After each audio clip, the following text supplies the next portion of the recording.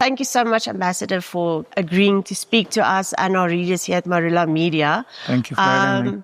The Embassy of Ukraine's official position regarding foreign fighters in the conflict between Russia and the Ukraine, would you care to elaborate on that point for us? Our position is the same as the position of South African government. Whatever is illegal in South Africa is not acceptable for Ukraine. So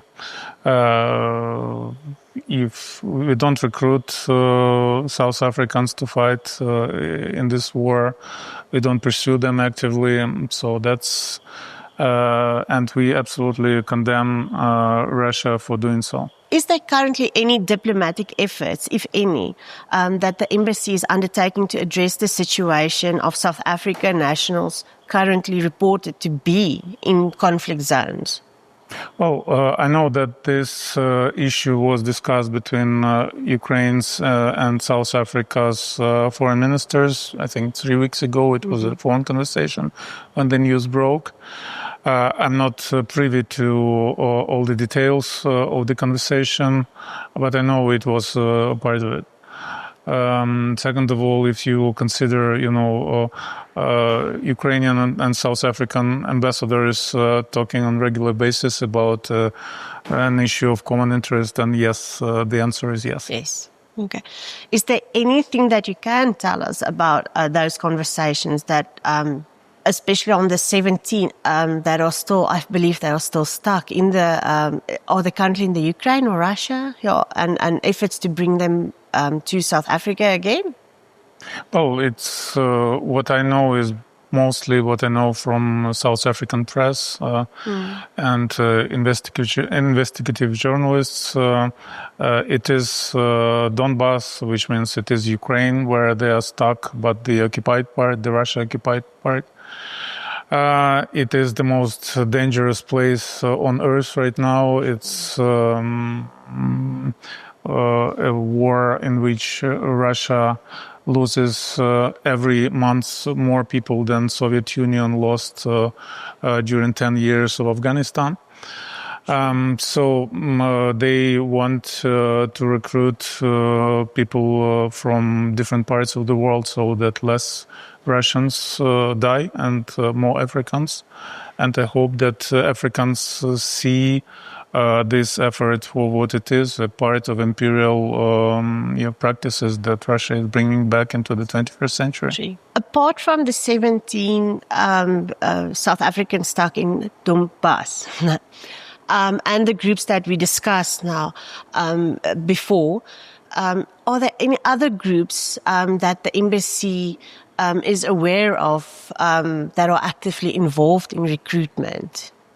During this summer, when getting ready for coming to South Africa, I read about 2 South Africans that were fighting on Ukraine's side. It was in South African press, but I was told that they had multiple citizenships, so in that case, they were probably recruited as nationals of other countries and not of South Africa. But aside from these 2 people, I haven't heard anything. And definitely I can tell you for sure that we are not actively recruiting anybody on South African soil. How does Ukraine view the fact that South African citizens are being actively recruited to fight for Russia, potentially violating South Africa's stated policy of neutrality in the conflict? Well, on Russia's part, it's a violation of South African legislation. It's a violation of Vienna Convention on Diplomatic Relations. But we are used to it. Russia is violating everything. When invading Ukraine, it violated dozens and dozens of Ukrainian Russian documents. They have, starting with the Budapest Memorandum that begins with Russia's solemn promise to respect and never try to violate Ukrainian borders. Well, Russia does what Russia does, breaking the law and the paper the treaties with Russia, as they say, aren't worth the paper they are written upon. Is there any information that you can share, like the 17 that is still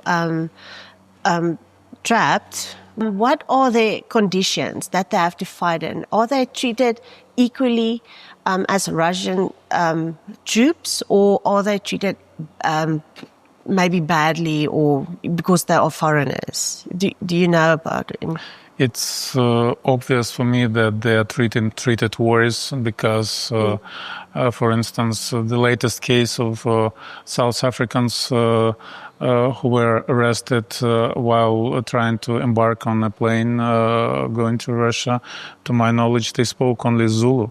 So how can you fight in this war when you can't even communicate? It's just, there is this saying that this war is right now is a meat grinder, and they are being treated as meat. They sign documents they cannot understand, they cannot even read, and they are sent then to the places they never heard of and fight for the war they don't understand. So definitely they are treated worse than Russians simply because they are absolutely unwitting about what's happening. Sure. Okay, so it is really, it's dangerous to even consider a Russian offer to study or whatever. Yeah, and just to think about it, how evil do you have to be to invite? At first I was a little bit skeptical when I read that South Africans were misled into fighting, because it's a very typical, line of argument when foreign soldiers or even Russian soldiers become POWs, prisoners of war. Their response is, we didn't know where we're going, we thought that would be a training. But the more I read about this story, the more I understand that is indeed a very evil thing. It is, they did this, people were promised something else, and then they were sent into this meat grinder to be meat. How evil do you have to be to do something like this? And my assessment is, it's once again, it's return of the worst imperial habits from the past. Yes.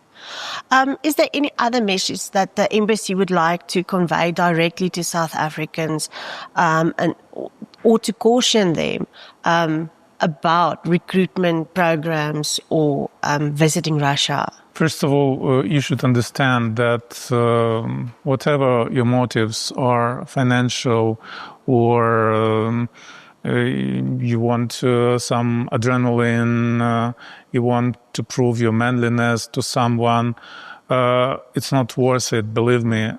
First of all, you would be fighting on the side of the aggressor in this war.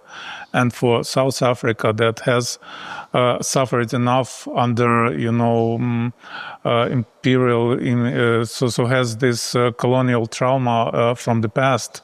It's extremely, wrong to see South Africans fighting in this war, especially on the side of the colonial power. And Russia is a colonial power trying to drag Ukraine back into its shadow. So please be smarter than this. Please don't do this.